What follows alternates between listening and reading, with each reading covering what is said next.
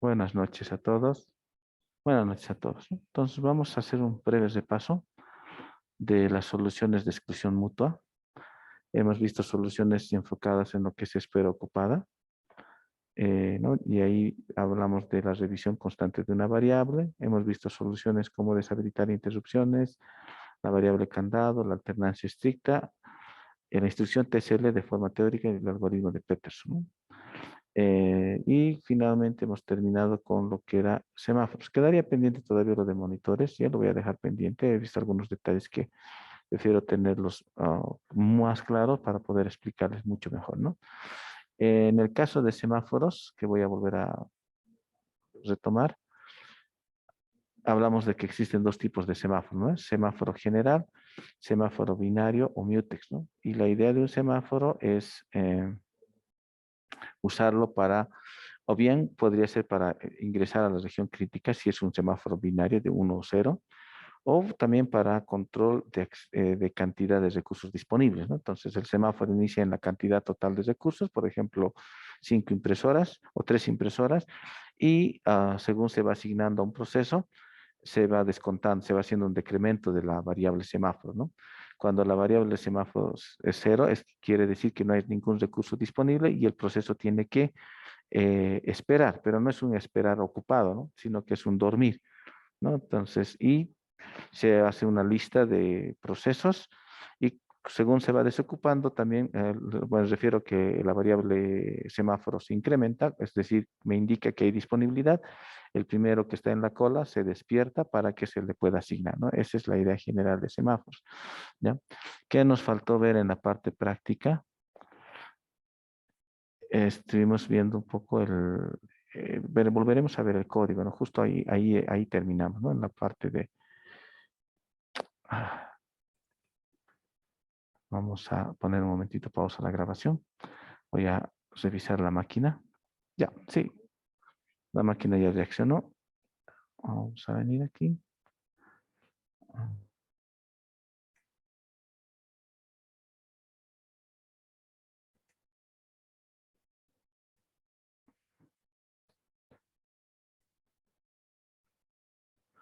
Vamos a ir a la carpeta y los que estamos usando.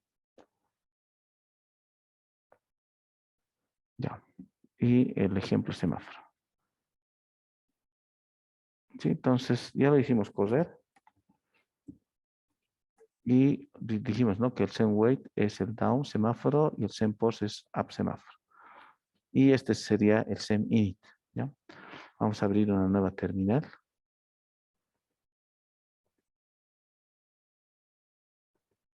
Y vamos a hacer un man de sendInit,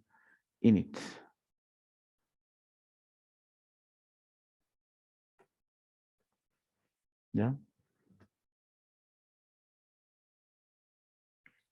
Entonces, ¿qué es lo que los parámetros? Recibe tres parámetros. El primero es la variable semáforo, ¿ya? Aquí me indica. El segundo argumento me indica si va a ser compartido entre hilos de un proceso o entre procesos, ¿sí? Entonces, esto se podría extender para procesos pesados, como se conoce, ¿no? No hilos como tal. En el ejemplo que hemos hecho es hilos. Entonces, el valor de 0 que está aquí corresponde al uso de semáforos para compartir entre hilos, ¿ya? Eso es lo que me indica que es el pShared, ese segundo parámetro. Indica si el semáforo va a ser compartido entre hilos de un proceso. Ese es el caso que estamos estudiando, el hilos de un proceso. ¿Sí? Valor 0. Y aquí está el caso, digamos, de si no sea 0, ¿no? Puede ser 3, puede ser 2. Y después tenemos el tercer argumento, este de aquí, que es el que indica el valor del semáforo, ¿no? Con el que va a inicializar. Bueno, los semáforos podrían inicializar en 0, también no necesariamente iniciar en 1, ¿no? Pero lo que sí tiene que controlar es la cantidad máxima de recursos. En este caso sería un semáforo binario, porque está inicializando en 1. ¿ya? Entonces, solamente va a tener 1, 0, ¿no? Si quisiera hacer un semáforo contador, aquí le coloco la cantidad, ¿no? El valor de n, podría ser 5 u otro número. ¿No? Y bueno, esta es la creación del hilo que ya vimos y demás, ¿no? Entonces no hay mayor. Este es el mismo ejemplo para el caso del ejemplo de incrementa y decrementa, ¿no? Para ese caso, ¿ya? Y podrían aplicarlo también para el caso el primer ejemplo, ¿no? De concurrencia, ¿sí? Podrían ustedes aplicarlo ya. Entonces, en todos los casos, tanto en espera ocupada y en los algoritmos que vimos anteriormente, tengo que identificar la región crítica. Y mi región crítica es la variable contador, ¿no? Esta es mi región crítica. ¿Sí? Entonces, antes de ingresar a la región crítica, hago un send-wait y un send-post, ¿no? Voy a volver a revisar el primer ejemplo de concurrencia, concurrencia.c, ¿sí? Que es este de incrementar valor, ¿no? ¿Sí? Aquí sería claro, ¿no? ¿Qué tendría que hacer aquí? Tendría que definir la variable semáforo aquí. Y aquí, antes de ingresar a la región crítica, mi región crítica es la función valor igual valor más 1. Digo, la variable global valor que incrementa en 1. Aquí sería un send-wait y aquí sería un send-post, ¿no? ¿Sí? Entonces, tiene mucha similitud con esta solución de mutex que te ofrece C, ¿no? Entonces, volveremos otra vez a editar. Eso ya lo pueden probar en casa. Entonces, aquí le digo semáforo, send-wait, este va a ser el decremento y ¿no? Y este es un semáforo binario porque solamente tiene el valor de 1. ¿Ya? La definición de un semáforo sería la variable de tipo semt y aquí el seminit, ¿no? El seminit le doy la variable semáforo, 0 para el caso de compartir entre hilos de un mismo proceso y aquí es el valor del semáforo, ¿no? Ese es el uso de semáforos. ¿Alguna consulta?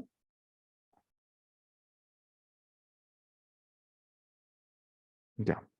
Entonces, A ver, sí, en el caso de que tengamos 1 y 0, o sea, aquí ahí podría ser más que dijimos, ¿no? Que podría ser 3 o algo así. sí, Lo que hace send-wait es reducir y lo que hace send-point es aumentar o cómo sí, funciona eso. sí, exactamente. Send-wait reduce y send-post Ok, incrementa. vale, vale. Ok, gracias. Ya.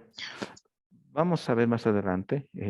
Bueno, digo más adelante porque tenemos que avanzar un poco de teoría y vamos a ver un ejemplo de semáforos para lo que es el problema del productor y del consumidor. Y ahí se está usando semáforo contador y semáforo binario, ¿no? Entonces ahí van a ver un poco el uso de los semáforos, ¿ya? A ver, sí, sí, más adelante, porque creo que no lo tengo copiado en esta máquina, así que después lo voy a copiar. Ya, otro detalle también es, ¿no? O sea, que si bien es cierto, es una variable, ya que, pero la diferencia con el resto de las soluciones que hemos visto es que me garantiza de que nadie altere el valor mientras un proceso está utilizando, ¿no? Entonces, prácticamente es una operación indivisible.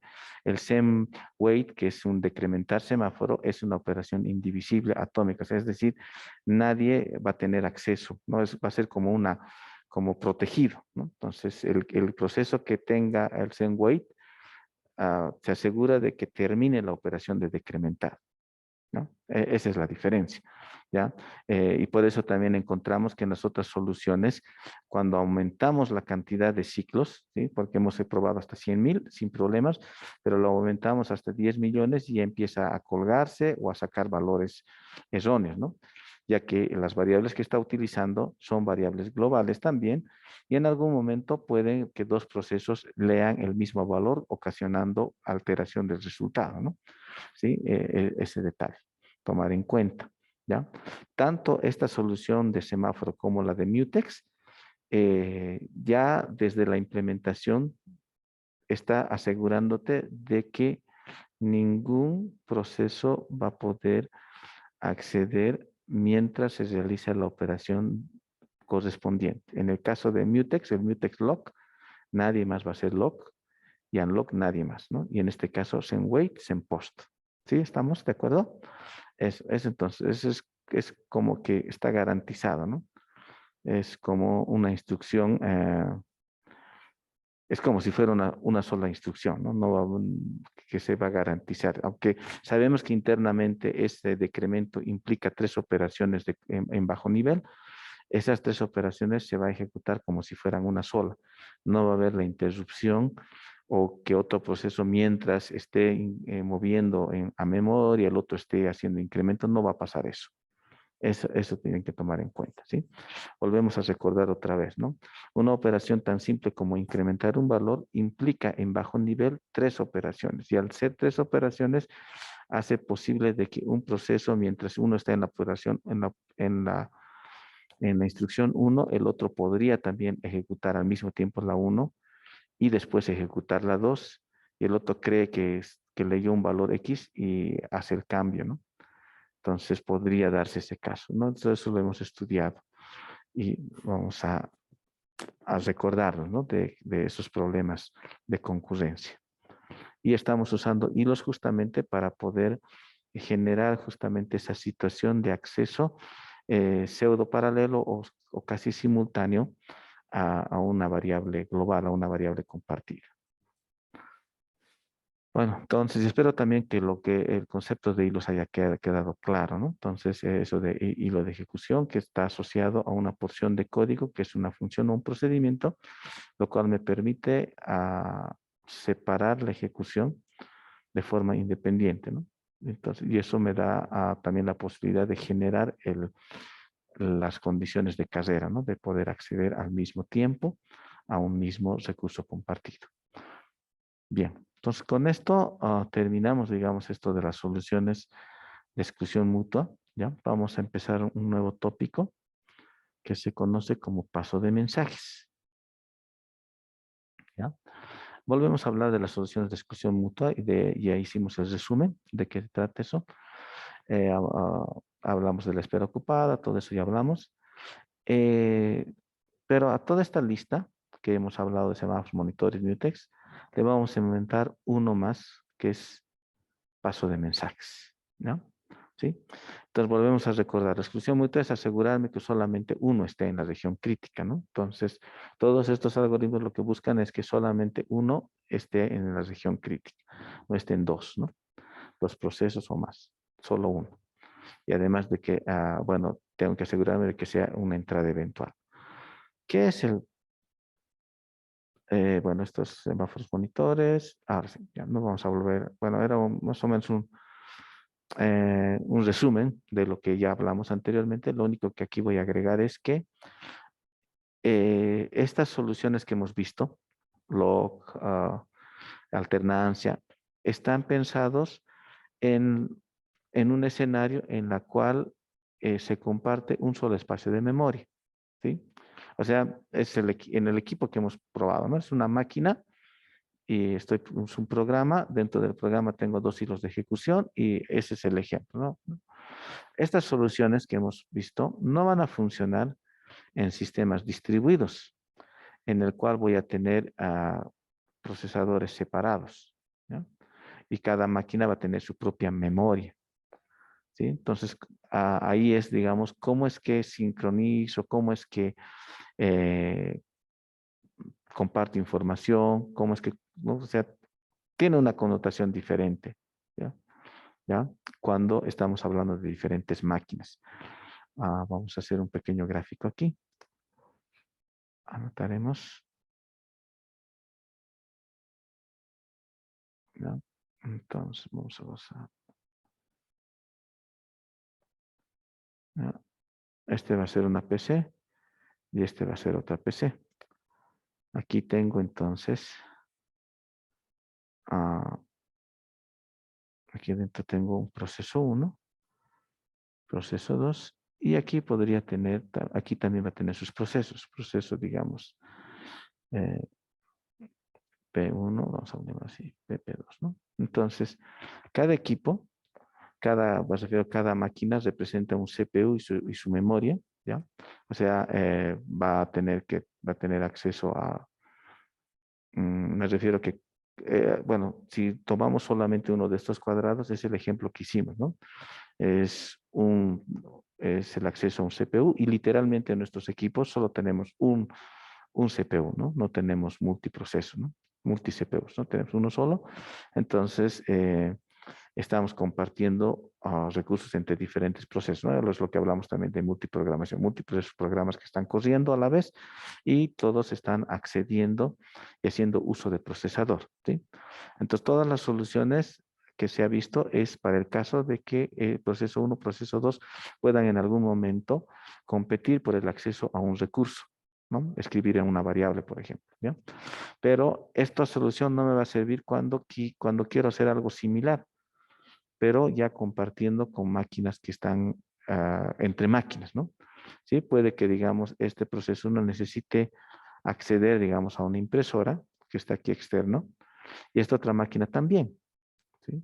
Entonces, el programa de impresora de esta máquina es un proceso y el programa de impresora de esta otra máquina es otro proceso.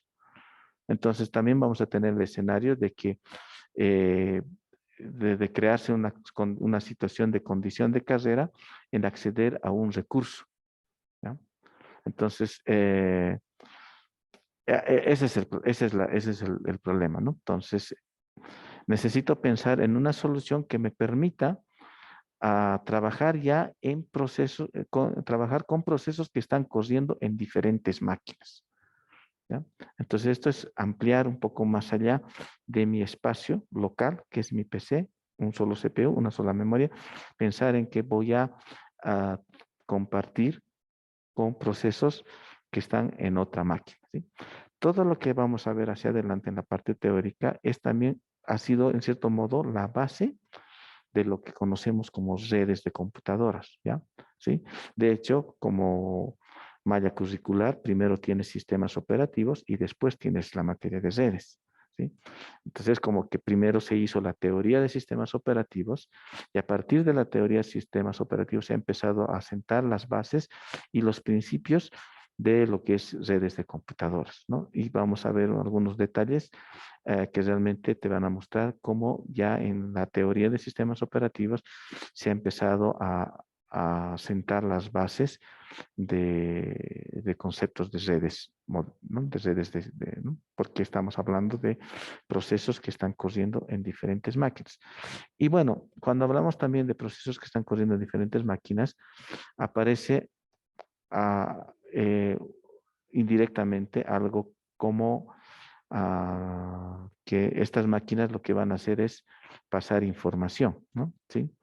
Entonces, estas máquinas, estos procesos que están corriendo en máquinas separadas, van a compartir información. Por eso también hay una fuerte asociación con la parte de redes, ¿no? Que las redes de computadoras, uno de los usos que se le da es compartir información, ¿no? Y obviamente, como dijimos, y N veces lo vamos a repetir a lo largo del semestre, un proceso es un programa en ejecución.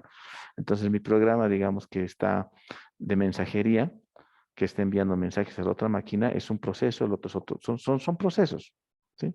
Entonces, se están enviando información, ¿no? Están enviando, o si tengo desde un programa, mando un archivo, y desde el otro programa que está en otra máquina leo, voy a hacer lectura, voy a bajarme ese archivo, entonces estoy de alguna forma, eh, tal vez ya no usamos el término de acceder, ¿no?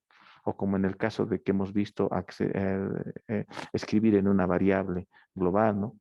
Sino estamos hablando ya más de comunicación, de paso de información, de envío de información, de envío de datos, ¿no? Sí, seguiremos. Vamos a continuar. Entonces, los semáforos, todas las soluciones no están pensados en sistemas distribuidos, es decir, procesos que corren en máquinas separadas. Para eso se ha planteado lo que se conoce como paso de mensajes, ¿ya? Y el nombre también justamente está asociado al hecho de que cuando tengo procesos que están corriendo en máquinas separadas, más que acceder y escribir en una variable, lo que ellos van a hacer es compartir información, ¿no? Compartir datos, compartir mensajes, ¿no? De ahí también el nombre de paso de mensajes, ¿ya? Entonces, como una alternativa, entonces surge al modelo de memoria compartida, el modelo de paso de mensajes, ¿ya? ¿Qué es lo que pasa? Los procesos ya no están compartiendo la misma memoria, ¿ya? Y al hablar de máquinas que están separadas y que tienen algún medio que los conecta, entonces estamos hablando de envío y recepción de información, ¿ya? Entonces este proceso 1 se comunica con este proceso PP1 y entonces implica que seguramente para comunicarse le tiene que enviar algo y y él tiene que recibir esa información, ¿no? Es la forma como procesos o programas en ejecución de diferentes máquinas se van a comunicar a través de operaciones de envío y de recepción de mensajes, ¿ya? Es, Entonces, en lugar de estar escribiendo en variables compartidas, como en los ejemplos anteriores, los procesos van a enviar y recibir mensajes. ¿Sí? Se va a enviar y recibir mensajes. Bueno, no tan más adelante, pero la siguiente o en esta clase vamos a ver un ejemplo, ¿no? En la cual nos va a ayudar a entender eh, este concepto de mensajes, de enviar y recibir mensajes, ¿no? ¿Ya? Bueno, como restricción tienes que un mensaje solo puede ser recibido después de ser enviado. Entonces aquí hablamos de la teoría de comunicación básica, ¿no? Cuando alguna vez vayan a un cursito de comunicación, siempre les va a hacer el gráfico de una persona a dos personas y les van a hacer una flechita de una persona a la otra y de la otra persona a la otra. No, eso, no me refiero que les van a hacer un grafiquito algo similar a este. ¿Dónde estamos? Anotar. Entonces, este le envía información aquí. Vamos, entonces, digamos, el proceso 2 envía a PP1 y este le puede responder, ¿no? Lo que en comunicación, en la teoría de comunicación en el área social, se conoce como feedback, retroalimentación, ¿no? Cuando una persona habla a la otra y la otra escucha y responde, ¿no? ¿Sí? Y ahí, haciendo un paralelismo a eso, estamos hablando entonces de que un mensaje solo se recibe después de que es enviado, ¿no? Y, y después de que, y la transferencia de información se hace después de que se ha hecho la sincronización, es decir, después de que se ha establecido la comunicación entre un proceso con otro proceso, entonces se puede no solamente ya enviar mensajes, sino también enviar y transferir información, ¿sí? Bueno, más detalles de esto lo van a ver en la materia de redes, ¿no? En la materia de redes van a ver algo que se conoce como acuse de recibo, ¿no? Entonces, es decir, como una prueba de que llegó la información al otro extremo, ¿no? A la otra máquina. Claro que no lo van a ver tanto como un proceso que se está comunicando con otro proceso, sino que van a ver, digamos, la comunicación entre una máquina con otra. Entonces se envía datos y la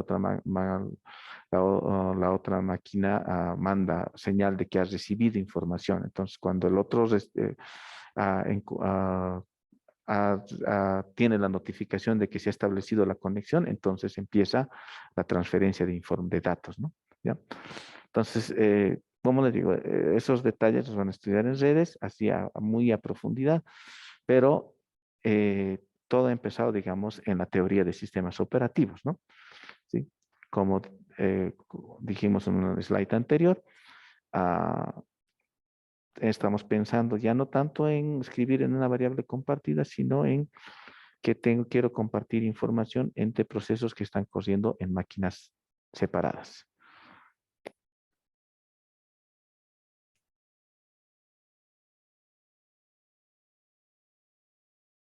Y bueno, entonces, como operaciones básicas o también conocidas como primitivas, en paso de mensajes vamos a tener dos, enviar y recibir, ¿sí? Entonces, al enviar yo necesito tener un destino. En el ejemplito, aquí, P2 va a enviar a PP1, ¿no? ¿Sí? Y PP1, su fuente es P2. ¿Y qué se va a enviar? Un mensaje, ¿sí? Algo. ¿Ya? Más adelante vamos a ver qué es ese mensaje o cuál es el uso que se dé ese mensaje. No, un mensaje puede ser un hola, ¿ya? Pero más adelante vamos a ver que un mensaje puede ser un comando, ¿no? Y ese comando puede ser parte de un lenguaje, de un conjunto de comandos válidos que cuando recibe el proceso, digamos un proceso X recibe ese comando, entonces va a realizar una acción, ¿no? Esa es la idea del paso de mensajes. Es como que el P2 le manda una orden, digamos listar, él recibe la orden y hace algo con esa orden, con ese mensaje que le ha llegado, ¿no? Entonces, hablamos de como primitivas, enviar, ¿ya? Entonces tengo que establecer un destino y qué mensaje le voy a enviar. Y al recibir lo propio, quién es la fuente, quién es el remitente y qué mensaje me está enviando, ¿ya? Aquí aumentaremos algo para que quede más claro esta parte, ¿no? Entonces esto es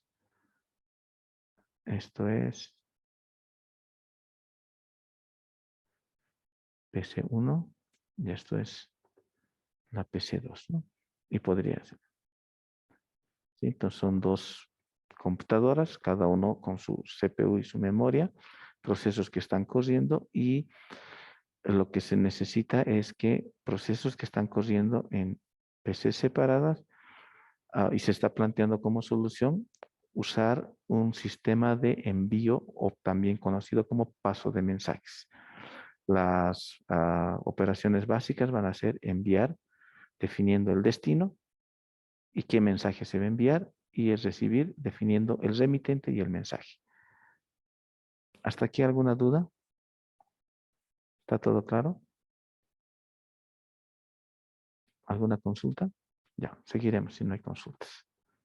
Revisaremos el chat un momento. No, no hay consultas. Ya.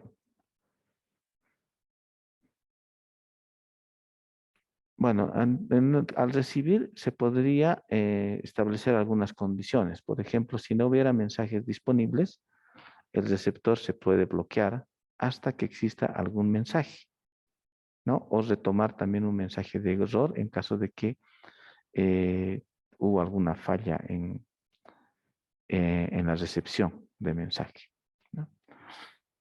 Viendo más adelante, por ejemplo, en redes o en algunos sistemas de, no sé si alguna vez ustedes han visto, a ver cómo les digo, por ejemplo, ¿no? Especialmente con archivos grandes se hace uso eso, ¿no? Digamos, por ejemplo, tengo un ISO que está colgado en internet y en algunos sitios me provee un valorcito numérico que se conoce como checksum, ¿no? O también se conoce como la integridad del archivo, ¿ya? Entonces, ¿cuál es la idea? Que cuando yo transfiero esos datos a otra máquina, entonces tengo que verificar la integridad de la información que ha llegado, ¿ya? Entonces hago la verificación y comparo, ¿no? con el original. Si hay alguna variación, quiere decir que ha habido un error en la transferencia. Algún bit de datos, algún bit se ha perdido o algo ha fallado, ¿no? Sí, eso es algo que también ocurre actualmente, ¿no? En la transferencia de datos, ¿no? De alguna forma, se establece criterios para poder determinar que la información que se ha enviado está íntegra y no se ha perdido información, ¿ya? En el tema, digamos, de redes de computadoras, es crítico, digamos, que un bit se pierda, ¿sí? No es como, por ejemplo, la señal de TV, ¿no? Cuando se manda una señal de TV, cuando empieza a haber pérdida de señal, tú puedes ver algunas franjas o algunos o sea, en la televisor, ¿no? Puedes ver como distorsiones que no te va a afectar, ¿no? Pero en cambio, en datos, si yo estoy enviando, digamos, un ISO, que normalmente esto pasa con archivos grandes, el que me llegue con alguna variación o con algo perdido, directamente mi ISO ya no funciona, no abre, ¿no? Directamente, ¿no? Por eso es que se tiene que establecer algunos criterios al momento de recibir, ¿no? Y uno de esos criterios es manejar un código, ¿no? De origen y un código, entonces, cosa de que, bueno, se usa alguna aplicación, ¿no?, que verifica la integridad del archivo. Entonces, y se compara con el origen. Si no estoy mal, eso es lo que se conoce como el checksum. Entonces haces un checksum del archivo origen, digamos que me ha salido un número, digamos, de 6 dígitos, ya, que sea, digamos, 11666, digamos, ¿no?, por decirlo, ¿no? Entonces se transfiere datos al otro lado para verificar que se ha recibido correctamente. Entonces le ejecuta también el checksum y espera que sea el mismo ¿no?, que sea 11666, ¿no? Algo así. Bueno, estoy un poquito extendiéndome, pero lo que quiero decir es que se establecen algunos criterios al momento de recibir, ¿no? Uno de esos criterios puede ser ese, digamos, de verificar la integridad de la información que ha llegado, y el otro también puede ser el hecho de que si no hay mensajes, me quedo esperando, ¿no?, hasta que me lleguen más mensajes, ¿no? Ya. Bueno, todas estas operaciones básicas son implementaciones como llamadas al sistema, ¿no? Son implementadas como llamadas al sistema, ¿sí? No son librerías, sino son llamadas al sistema. Es parte del kernel del sistema operativo. Y bueno, en esto de las primitivas, de las operaciones básicas, hay estos criterios: bloqueante, no bloqueante, ¿no? ¿Sí? El caso del bloqueante es cuando un proceso al momento de ejecutar queda bloqueado hasta que una operación se complete. Y no bloqueante es cuando el proceso que ejecuta continúa su ejecución normal, ¿ya? Esto hace referencia a que si se establece la comunicación entre dos procesos que están corriendo en máquinas separadas, entonces cuando uno hace la operación de paso de mensajes, no hace otra acción más que la operación de envío y recepción, nada más. Y el no bloqueante sería cuando el proceso envía y ya no le interesa si llegó o no llegó, o sea, solo envió y sigue ejecutando, haciendo otras operaciones, ¿no?, otras tareas.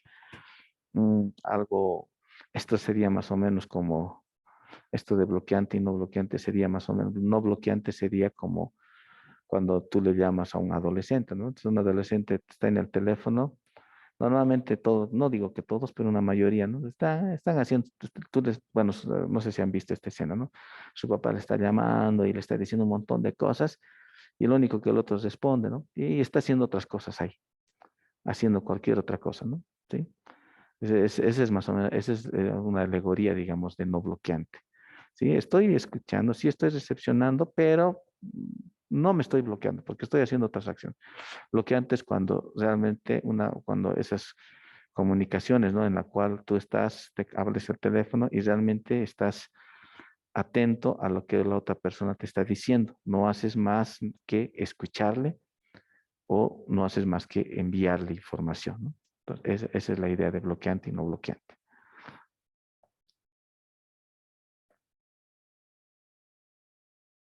Cuando hablamos de no bloqueantes, podemos hablar de comunicación síncrona, semisíncrona y asíncrona, ¿ya? En el caso del primero, síncrono, es que ambos se bloquean, ¿no? Es decir, uno envía y no hace otra acción más que enviar, y la otra no hace otra acción más que recibir, ¿no? Entonces, se establece una comunicación síncrona, ¿sí? Es lo que diríamos una comunicación ideal al teléfono, ¿no? Cuando yo le llamo a una persona y la persona realmente me está atendiendo por completo, ¿no? No está haciendo otra cosa, ¿sí? Y también tanto el emisor como el receptor están conectados ¿no?, y solamente concentrados en la operación de envío y recepción de mensajes. El caso de semisíncrono es que uno de ellos envía mensajes y hace otras cosas, ¿sí? Y al revés también, ¿no? O sea, el que envía se bloquea, pero el que recibe no se bloquea, o el que envía no se bloquea y el que recibe sí se bloquea, ¿no? ¿sí? Entonces es el caso que les decía, ¿no? La alegoría del papá que le llama a su hijo adolescente. Lo más probable es que el papá está haciendo un envío bloqueante porque él está concentrado en el mensaje que le quiere dar a su hijo y está, digamos, está concentrado en eso, ¿no? Y en el otro lado, al ser adolescente, solo está escuchando por escuchar y está seguramente con su celular jugando y demás, y lo único que dice es, ok, ok, yes, yes, yes, yes, ¿no? O sea, ahora mezclan inglés de todo, ¿no? Sí, sí, sí, papi, sí, sí, sí, ya, ya, ya, ya, ya, ¿no? Ustedes saben cómo tratan los adolescentes, pero esa es, digamos, una alegoría para entender un poquito esto de envío bloqueante, recibe no bloqueante, envía no bloqueante, recibe bloqueante, ¿no? Sí, lo que es comunicación semisíncrona, ¿no? Y asíncrono es cuando es, como yo le llamaría, anarquía total, ¿no? O sea, al final se envía información y me importa si llegó o no llegó, yo solo mando la información y el otro yo solo recibo información y hago otras cosas. No es como que agarrar a mis cartas, pues los boto por la ventana y el que recibe, recibe, ¿no? Y el otro agarra, el que llegó, llegó y el que no llegó, no llegó, ¿no? Entonces, son esos escenarios que puede haber. Ya, los mecanismos de comunicación. Eh, y aquí vamos a hablar de dos, ¿no? Directo, el Rendezvous y el RPC, ¿ya? En el caso del RPC son, a ver, creo que tengo una descripción, indirectos, mailbox y port. Ya, empezaremos por el Rendezvous. Es uno y solo un enlace por cada par de procesos. Con espera, mientras no se termina, no se hace nada. Ese es el Rendezvous, ¿no? Una de las alegorías que me gusta usar para este caso de Rendezvous sería eso que no, que tal vez posiblemente ustedes no han jugado de niños, pero es cuando agarras la lata, le pones un plástico y le pones un hilo, ¿sí? Entonces ese era bueno, de niño ese era mi teléfono, ¿no? Me acuerdo que vivía en una casa en alquiler en un segundo piso, entonces con un tío mío que no tenían mucha diferencia de edad, jugábamos con él, entonces hacíamos eso, ¿no? Él se bajaba abajo, yo arriba, entonces nos mandábamos mensajes. Y eso de la latita sí funciona, ¿no? Y es justamente Rendezvous, ¿no? Es un solo enlace entre dos, solo dos, no entre más, ¿ya? Y además es con espera, ¿sí? Mientras, porque ahí es, eh, creo que hay algún mensaje. Ah, no, no hay ningún mensaje. Entonces, en ese escenario que les he hablado de la alegoría que les estoy mencionando, solamente es mientras uno habla, el otro escucha, ¿no? Entonces, por que recuerde, solo puedes escuchar y después hablas y el otro pones, o sea, el mismo, como es una latita, entonces acercas a tu boca y hablas y el otro tiene que acercar a su oído para que pueda escuchar el mensaje, ¿no? Y cuando quiere, y al revés, ¿no? Cuando se hace el cambio, el otro acerca a su boca y el otro pone a su oído, ¿no? Eso es, ¿no? Algo similar también serían los walkie-talkies, ¿no? Que también muchos de ustedes ya casi, muy posiblemente, muy pocos hayan visto, ¿no? Porque ya quedó como que discontinuado el uso de walkie-talkies, ¿no? Igual, es una comunicación y es un enlace entre par, ¿ya? Igual es con espera, ahí está el famoso cambio y fuera, ¿no? Se ha establecido, entonces es unidireccional. Mientras uno habla, el otro tiene que escuchar, no puede haber al mismo tiempo. Entonces uno habla, pone la señal de cambio, el otro tiene que pasar a modo escucha o a modo hablar, ¿no? ¿Sí? Ese es el desbus. RPC es un proceso, puede controlar la ejecución de un procedimiento que está en otra máquina. Se establece también que el proceso que hace la llamada está bloqueado hasta que el procedimiento termine, ¿no? Y tanto la llamada como el retorno implica intercambio de mensajes, paso de parámetros. Voy a graficar algo rápido acerca de esto. Esto es más o menos así. ¿Dónde estamos? ¿Dónde estamos? Ya. Voy a hacer un poco más grande las máquinas.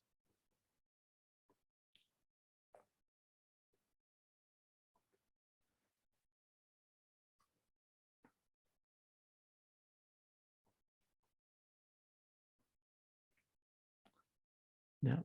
Entonces aquí se pone como un intermediario, ¿ya? Aquí lo propio, ¿no? Entonces aquí van a estar mis procesos.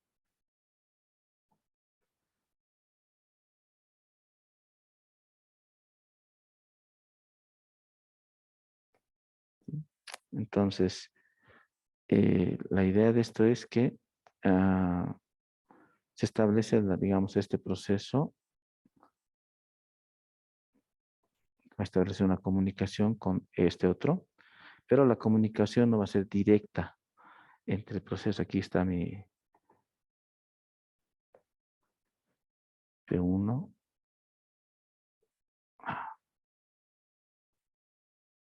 Dos. Listo. Entonces es a través de lo que se conoce, ¿no? Es conectarse a algo. Ese algo es RPC. Entonces, le mando un mensaje. No es que, digamos, él lo va a recibir directamente, sino que es una entidad intermedia, ¿ya? Quien recibe y realiza la acción, ¿no? Es como, a ver, una alegoría, es como es como cuando, esto sería más o menos como, como hacían antiguamente, ¿no? Las parejas cuando tenían un cartero, ¿no? Alguien que era como que no le enviaban directamente, por decirte, el chico a la chica, ¿no? Sino que le enviaban a través de otra persona. Esa otra persona recibía y le hacía llegar el mensaje. Algo, eso sería, digamos, una alegoría para lo que es RPC, ¿no?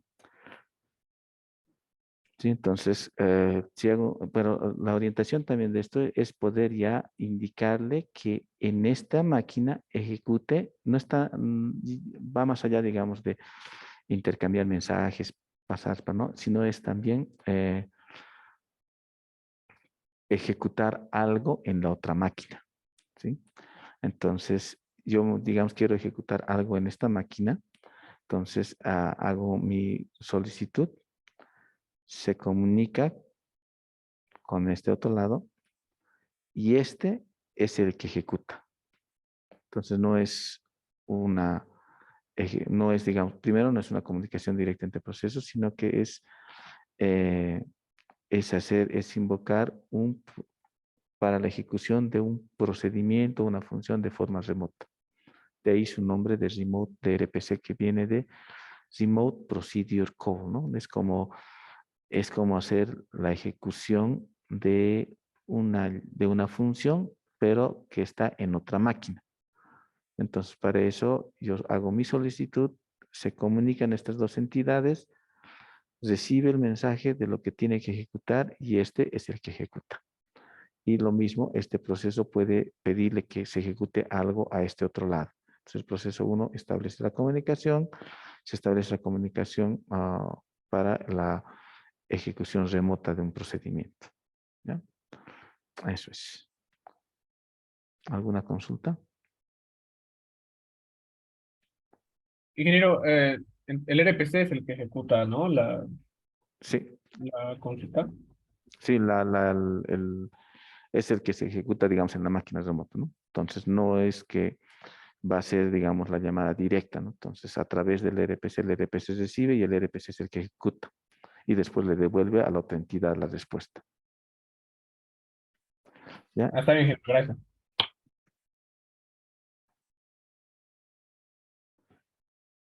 Ya. Bueno, en todo caso, aquí va a haber dificultades al pasar mensajes, pero la mayor dificultad va a ser la diferencia de arquitectura, ¿sí? Tengo una PC que podría ser una Mac, tengo otra PC que podría ser una Windows, ¿no? Entonces, o puede ser una x86 y una PowerPC. Entonces, eso hace que haga difícil el Remote Procedure Call, ¿no? Tanto el cliente como el servidor podrían tener diferentes formas de representar la información.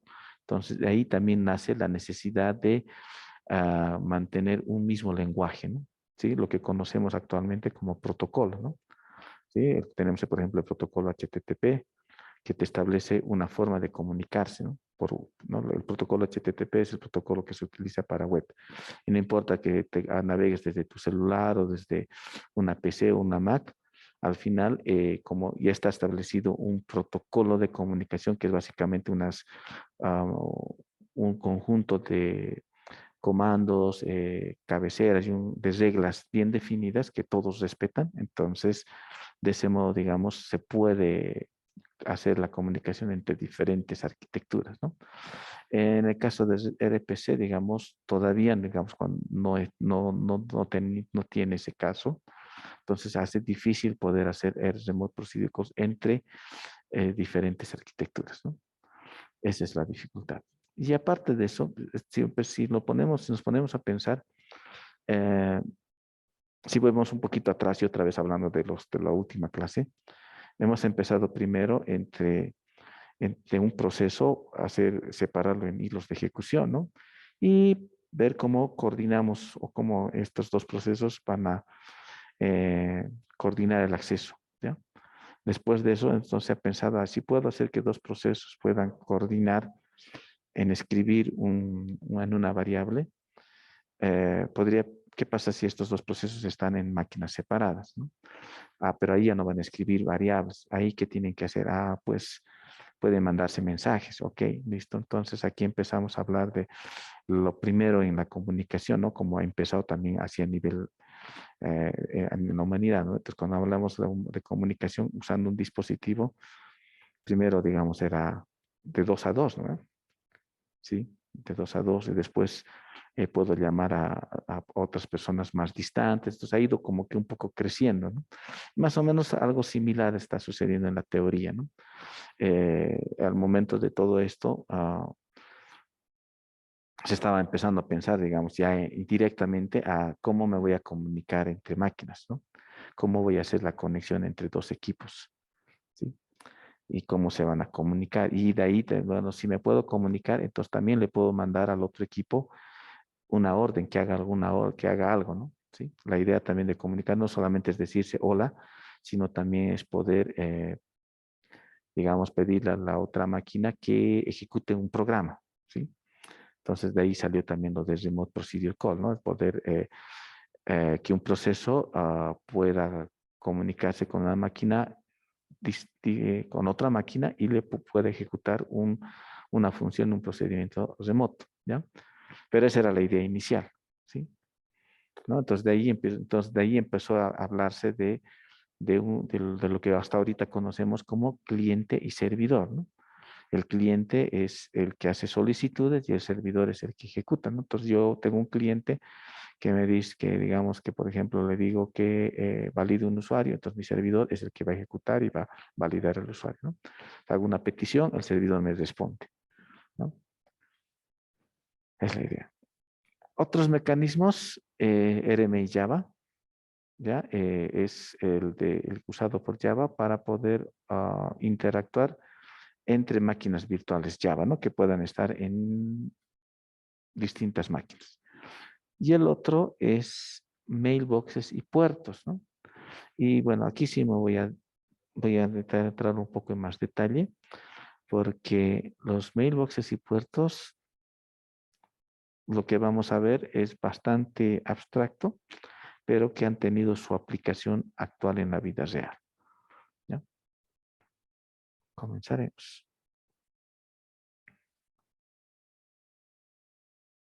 Y una pregunta antes de pasar sobre RPC. Mencionó que usa una arquitectura cliente-servidor, o sea, el RPC en sí, eso solo estaría en la parte del servidor, ¿no? O sea, el cliente no estaría escuchando, simplemente escucharía el servidor, ¿verdad? Sí, solo escucharía y estaría esperando por una petición. O sea, no habría comunicación de doble, ¿cómo le llaman esto? Doble punto, doble... ¿Se cortó? No te escucho. Ya, vamos a continuar después. Continuaremos.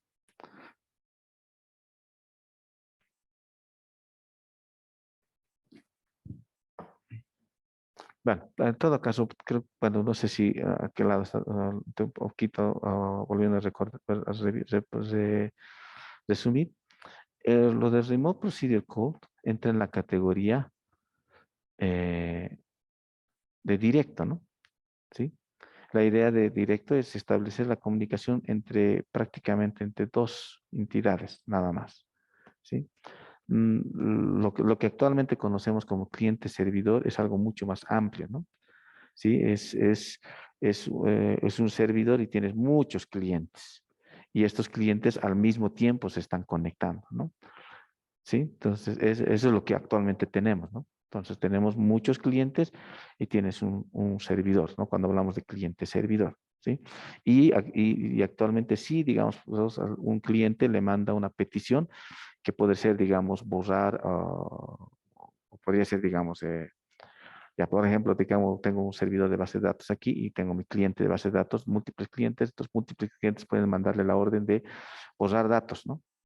O de hacer una operación de select, ¿sí? Entonces, es como hacer un RPC, pero la idea de RPC está en la categoría de directos, ¿sí? Es decir, entre dos entidades, un solo canal de comunicación. Podríamos o deber a decir que es similar al caso del walkie-talkie, al caso del juguetito de infancia, que en el caso de la infancia básicamente era un solo hilo que conectaba las dos latitas, ¿no? ¿Sí? Entonces, estamos hablando de esa categoría, ¿no? ¿Ya? Entonces, pero en esa categoría de tener solamente dos, entonces se ha pensado en que un proceso de una de las entidades le mande una petición para que en el otro lado ejecute un procedimiento en la otra máquina, ¿sí? Eso, ¿no? Entonces, ahora, esa ha sido como la base, ¿no? ¿Sí? Porque ahora actualmente ya esto de directo, o sea, casi existe todavía, pero digamos ya no es tan usual, ¿no? Lo que es usual es el otro caso, que sería el indirecto, en la cual tengo múltiples clientes que se están conectando, ¿no? Eso es lo que quisiera aclarar. Bueno, pues seguiremos y hablaremos de mailboxes. ¿Qué es un mailbox? Es una estructura de datos, ¿ya? Es interesante cómo lo han planteado esto, ¿no? Y lo han tomado, hacen una asociación justamente con mailbox es cajón postal, ¿no? Sí, es lo que en los dibujos animados y en cómics hemos visto en cada casa. No hay mucho esto en Bolivia, ¿no? Pero bueno, está asociado mucho más a los Estados Unidos, donde las casas tienen su cajita ahí, donde les dejan las cartas, ¿no? Entonces, está basado en ese concepto, que obviamente es mucho más antiguo que la teoría de sistemas operativos, ¿no? Pero digamos, se han basado en eso, ¿ya? ¿Ya? A ver, ahora sí voy a borrar esto de aquí. Entonces,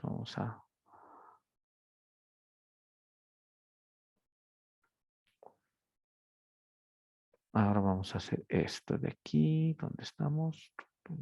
Ah, ya no quería abrir un notepad, pero este es mi PC1, este es mi PC2. Entonces,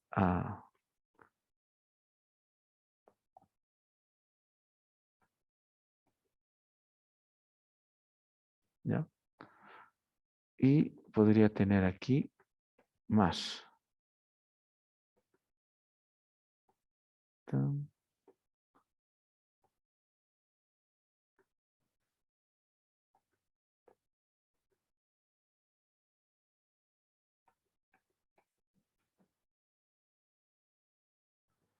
¿No? Entonces, aquí lo que yo voy a hacer es,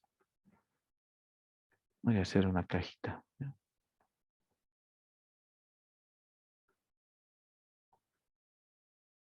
Como si fuera vamos a cambiar de colorcito, como si fuera una caja postal.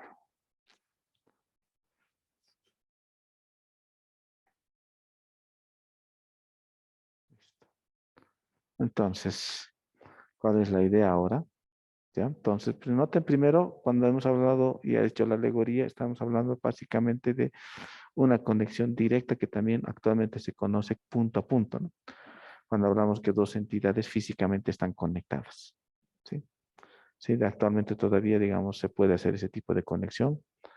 Por ejemplo, entre dos PCs puedes agarrar un cable, haces un tipo de configuración de cable y esa configuración te permite hacer una conexión solamente entre el equipo A y entre el equipo B, nada más, ¿no? Pero bueno, ahora pensaremos un poco más allá y pensaremos en que no es solo uno, sino varios que quieren comunicarse, que quieren enviar mensajes, que quieren ejecutar procedimientos remotos, ¿no? Entonces, primera idea que surge es el mailbox, una caja postal que está asociada a cada, o sea, como en la vida real, cada casa tiene su caja postal, ¿ya? Lo mismo aquí, ¿no? Solo que voy a dibujar en este, ¿ya? Y bueno, como principio también de lo que es cliente-servidor, este van a ser como si fueran mis clientes y este mi servidor. Entonces, ah, ¿qué es lo que es? Como en la vida real, cada uno de estos, ¿no? Aquí puedo tener varios procesos que van a ir dejando mensajes aquí, ¿ya? ¿Sí? Entonces, como ponle que los mensajes van a ser como las cartas, que las cartas las voy a depositar en mi buzón, ¿ya? Y él lo que va a hacer es, básicamente, leer todos los mensajes que agregué, ¿no? Entonces, lee y lee. Esa es la idea de mailboxes, ¿no? Sí, entonces ya un poco ya se parece más a la realidad que vivimos actualmente, ¿no? Sí. Entonces, pero todavía no es lo que actualmente está implementado, ¿ya? Pero ya es una aproximación. Entonces, noten ya la diferencia del primer de render bus, de lo que es este Remote Procedure Call. Ahora estamos hablando de mailboxes, un lugar donde abstracto, donde se van a dejar mensajes, ¿ya? Y varios pueden dejar mensajes. Y lo que va a ser bueno, aquí en realidad no es la PC que va a leer los mensajes, sino va a haber aquí un proceso, ¿no? Que va a leer estos mensajes. Y aquí es un proceso que va a dejar un mensaje. Podría ser el mismo proceso que deje varios mensajes y podría ser un mismo proceso que lee varios mensajes. No importa. El punto es de que eh, colocas en una entidad abstracta, mailbox, mensajes, ¿no? Y tienes el otro que va leyendo los mensajes. Entonces, los mensajes son enviados, ¿ya? O leídos de la caja postal, no de los procesos. Entonces, ya no leo, digamos, si ya no tengo o sea, no tengo, digamos, como en el caso del otro, que es básicamente se establecía, una vez más aquí, ¿no? Voy a hacer aquí, algo así, ¿no? Tenía aquí esto y establecí algo así, ¿no? Una conexión.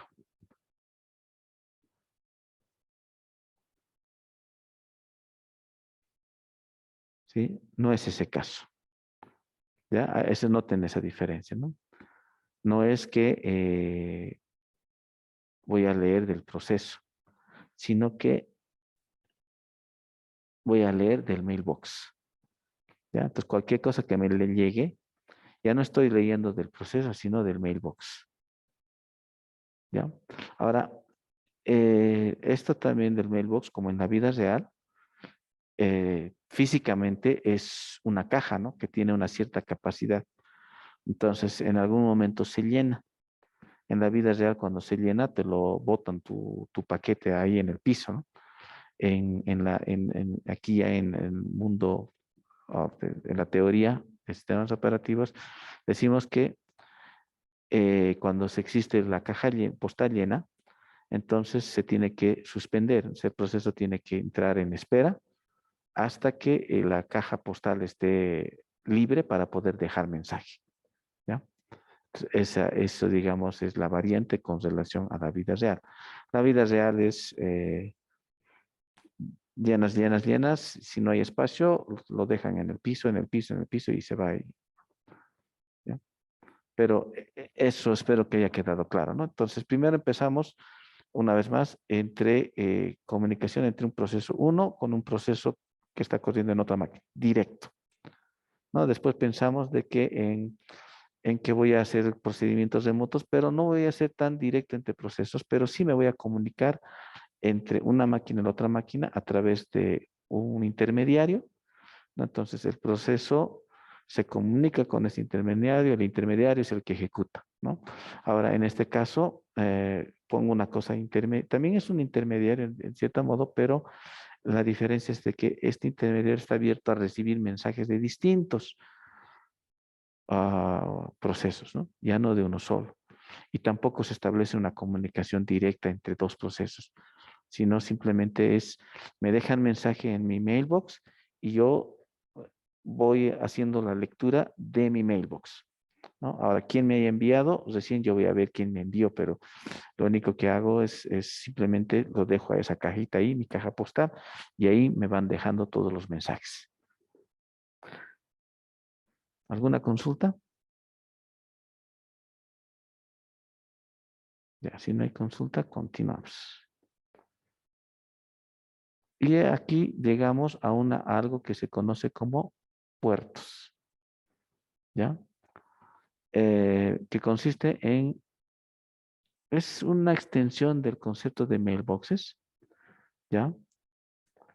Solo que esto me va a permitir la comunicación entre conjunto de procesos, pero ya va a definir un orden, ¿no? O sea, va a ser con una, a ver,